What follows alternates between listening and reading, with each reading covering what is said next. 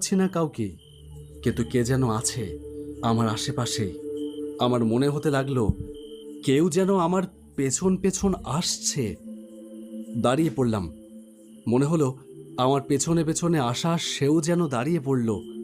আমি ভয়ে ভয়ে পেছন ঘুরে তাকাতেই কাউকে দেখতে পেলাম না, কিন্তু আমার মনে হলো একটা কালো ছায়ার মতো কি যেন আমার চোখের পলকে সরে গেল।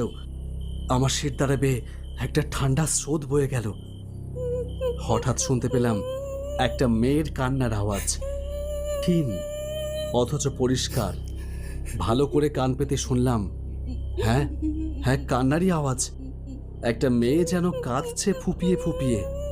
বাঁশবাগানে ঢুকবার পর প্রথম 5টা মিনিট খুবই স্বাভাবিক ছিল।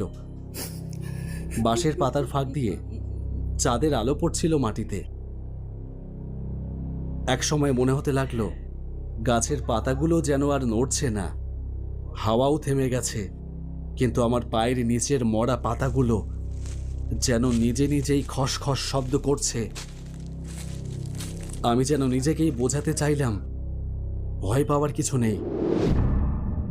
এমন সময় আমার পেছন দিক থেকে একটা পাতলা, তুই আসবি, আমি জানতাম, আমি জানতাম তুই আসবি। পেছন ফিরে দেখলাম কেউ নেই, কিন্তু হাওয়ায় একটা গন্ধ ভেসে এলো, যেন আগরবাতির ধোঁয়ার সাথে পচা রক্তের গন্ধের মিশেল। আমার পা দুটো জড়িয়ে এলো, কিন্তু আমি জোর করে সামনের দিকে এগোতে থাকলাম। আর তখনই ভেসে এলো একটা ফুপিয়ে কান্নার শব্দ।